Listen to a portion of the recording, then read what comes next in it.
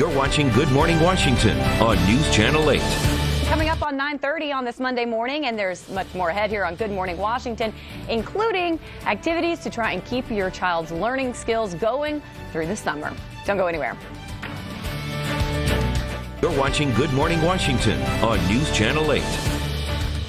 9:31 now, and every parent worries about the academic summer slide where kids might lose a lot of their math and reading skills and everything they worked so hard to gain during the school year. Yeah, my kids are in middle school. We would always try to find things. I'm really excited to talk to our next guest. She's part of a local brain training center that has simple activities to help. Maureen Loftus, Executive Director of the Vienna and Reston LearningRx. Good to have you here. Thank you for having me. This is great. Something that I think most people may find shocking. How long is it that students the next school year spend reviewing to begin learning again because they take the summer off?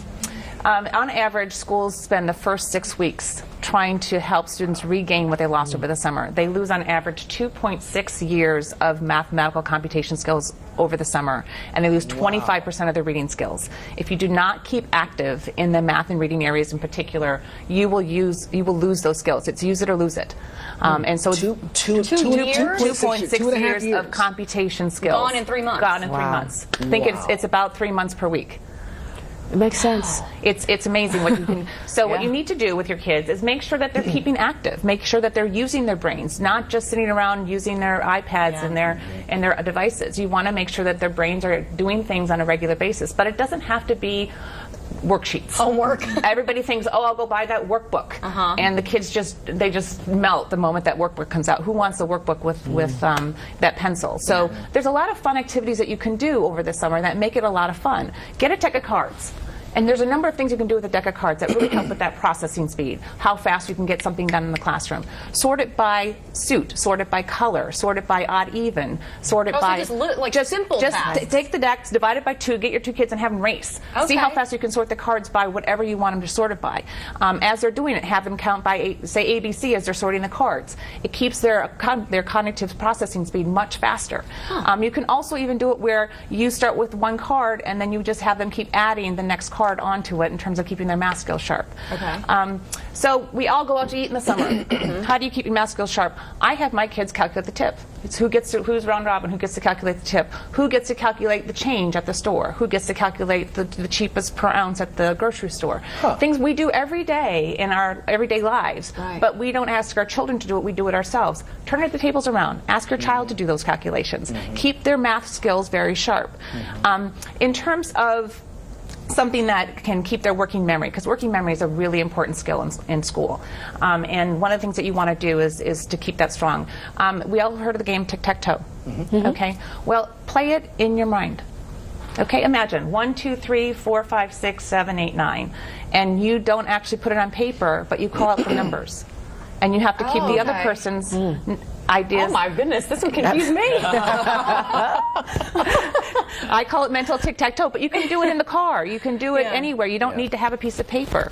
But it's a great way to keep that working memory strong while you're out of school, because you're needing to keep that working memory very strong.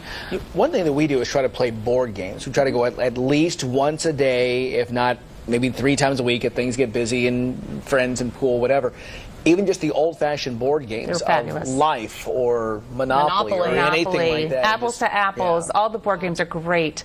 And depending upon what your child struggles with, you can actually pick board games that specifically target and work those skills that they may be weak at.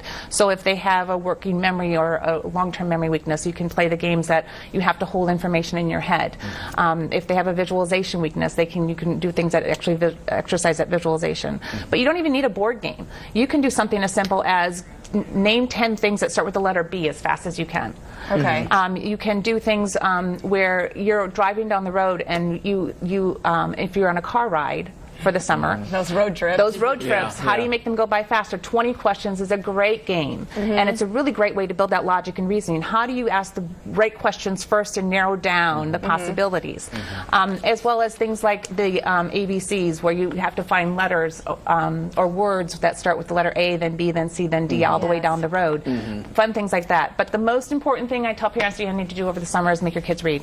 at least 6 books over the summer. Six books? 6 Wow. books. Wow.